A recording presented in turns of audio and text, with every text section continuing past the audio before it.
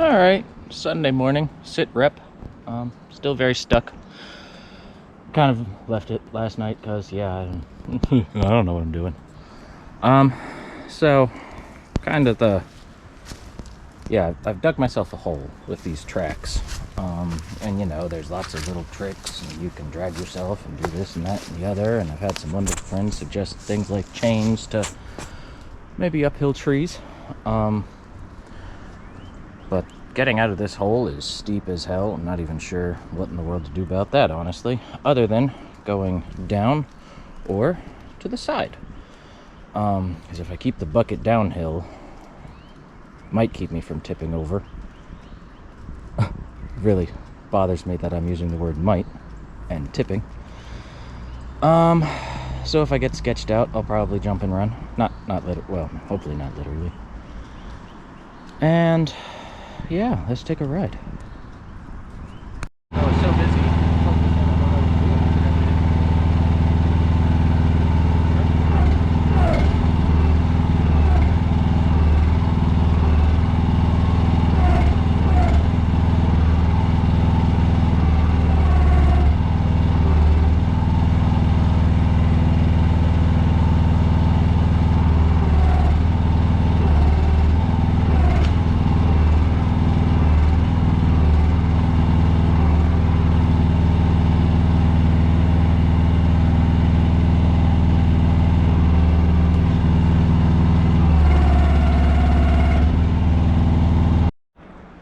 Well, I was stuck there, got down, managed to go a little sideways, on purpose, mind you.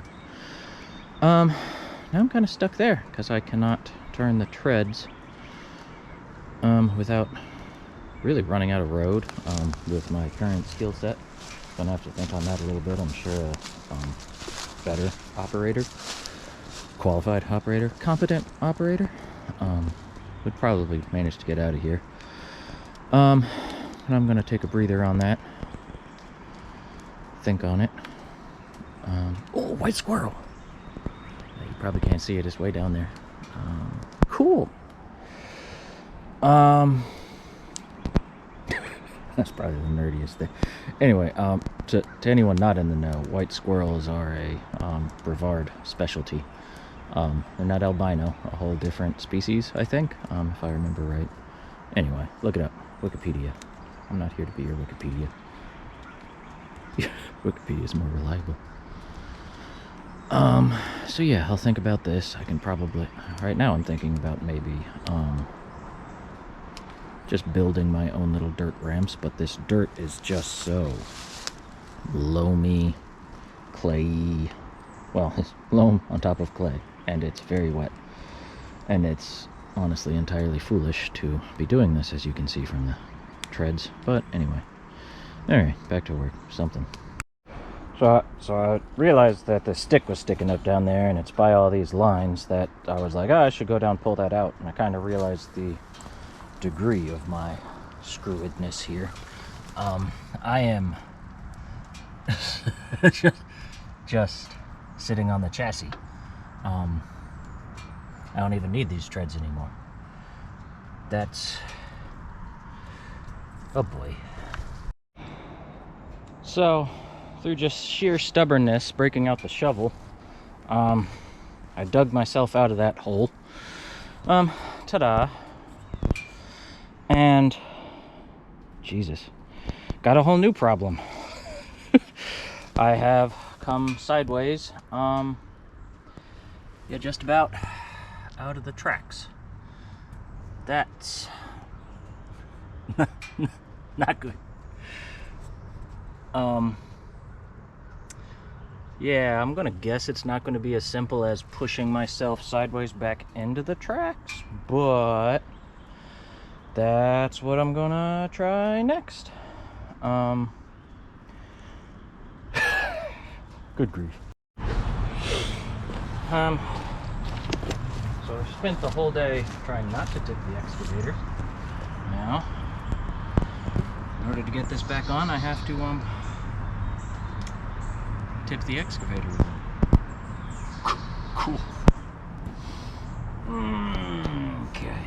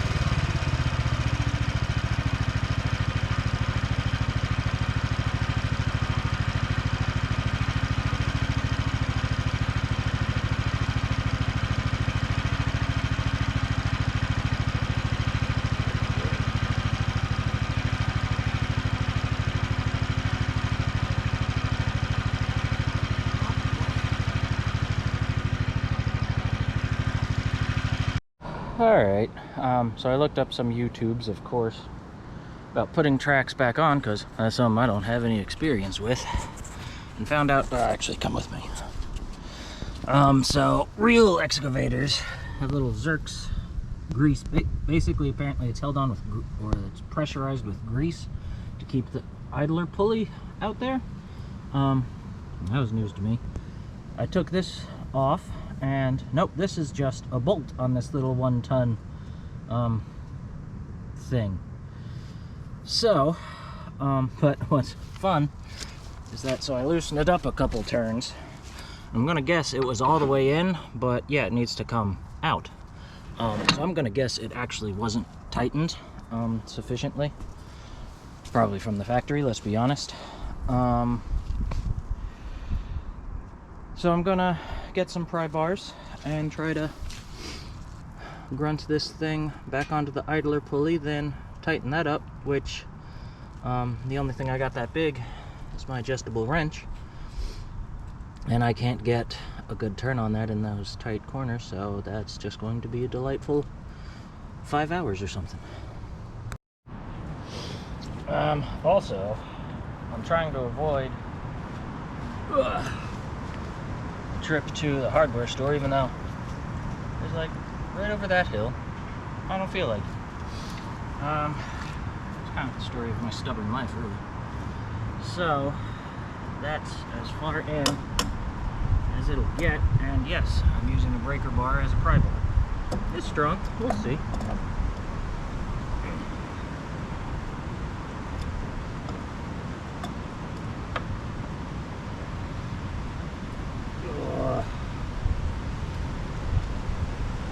Yeah, I wish that there was a way to get this in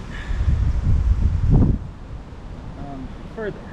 I think that would be helpful. This is as in gets.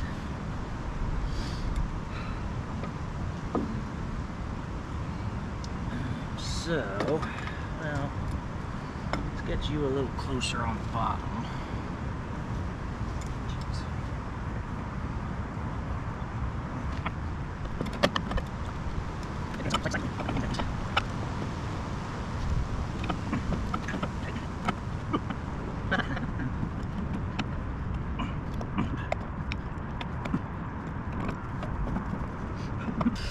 I still have no hope of getting all of them on there, but it should be close enough that if I'm very careful and lucky, I can turn on the excavator and very slowly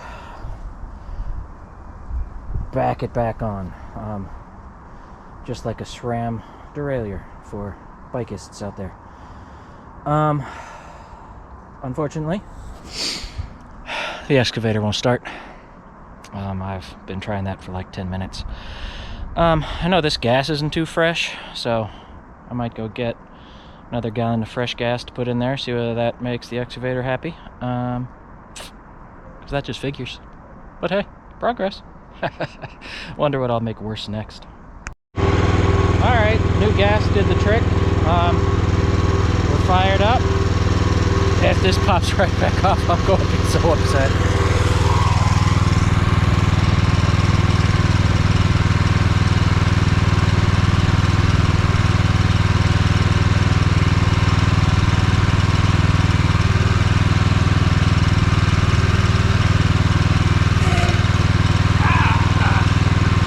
I didn't even realize until I was watching this video. I spun that the wrong way. Yeah. Alright, I'm upset. Well, I've given up. I don't even want to think about how many hours I've spent trying to fix that thing. But anyway. So I did some more brush clearing, having to carry it by hand like a schmuck. If only I had a machine for that. So, so far I'm not sure that buying a little trusty mini excavator has turned out to be that great. because yeah, pulling stumps, I want something a little bit bigger. But we'll keep using it, see what happens. I mean, I got it used, so it's not the end of the world if I sell it on and rent a bigger machine when I need one. It's fun though. I continue to insist. So at least it's a nice afternoon. Going to give up for this weekend, get the rest of my crap, go sit and relax and contemplate my existence and how else I can make things worse.